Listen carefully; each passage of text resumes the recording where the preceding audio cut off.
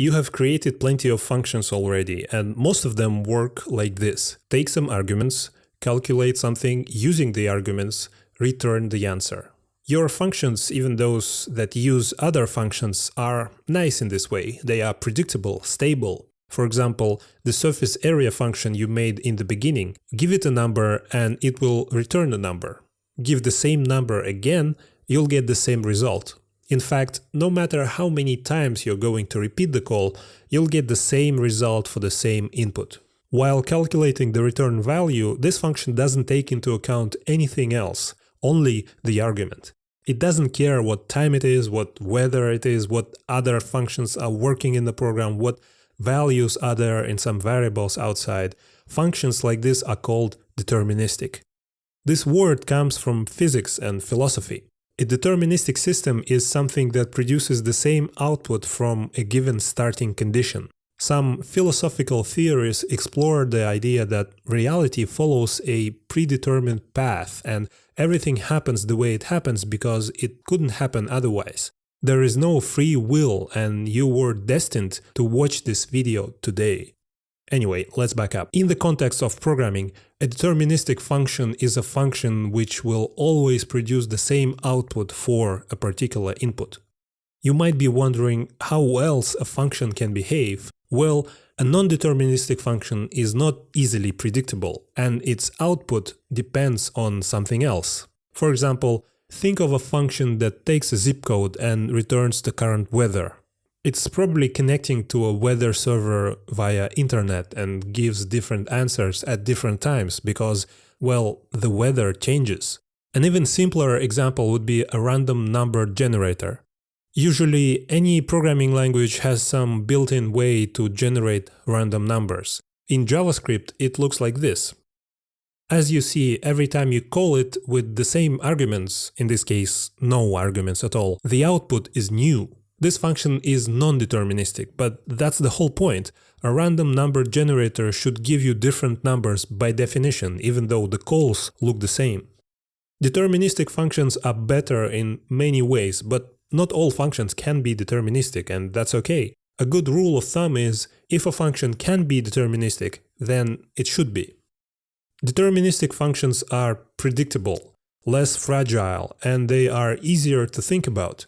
Using them is easier too, constructing complex structures and programs. Since deterministic functions always produce the same output for the same input, they can remember the output for a certain input, and the next time this input comes in, just return the remembered value instead of doing the whole computation over again. This is guaranteed to be okay if the function is deterministic. We have to touch one more idea before talking about the most beautiful and nice type of functions. There is a notion of side effects, how a function changes the outside world. That example above, surface area calculator function, doesn't have any side effects. It doesn't change anything outside its boundaries.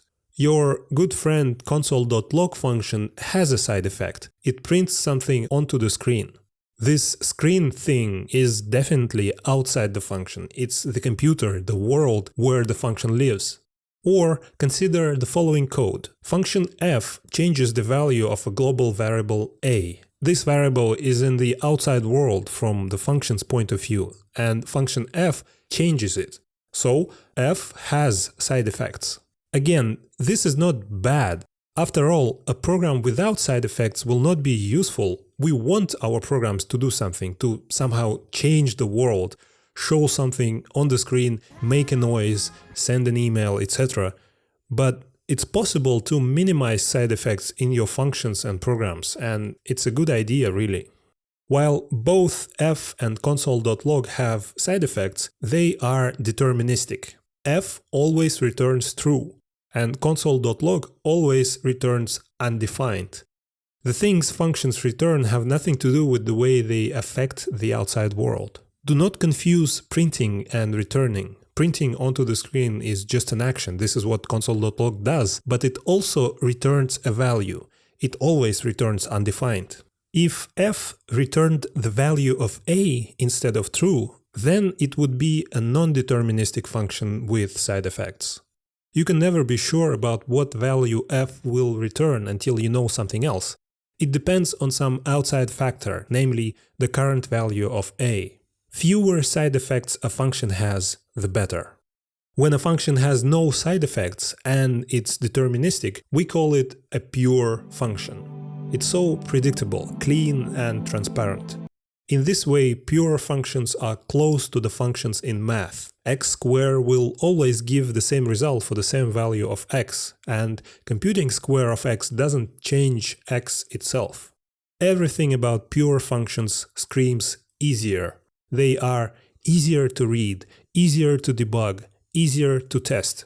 Pure functions in a system do not depend on anything else by definition, so the order they are called in doesn't matter. This means it's easy to make them work in parallel, for example, simultaneously on different processors or even different computers.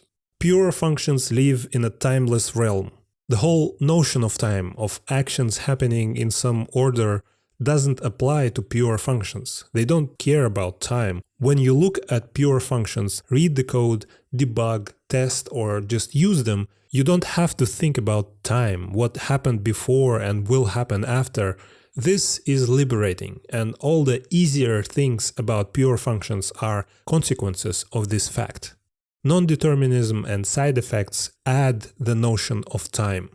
If your function depends on something that might or might not happen and changes something outside its walls, then it suddenly becomes dependent on time.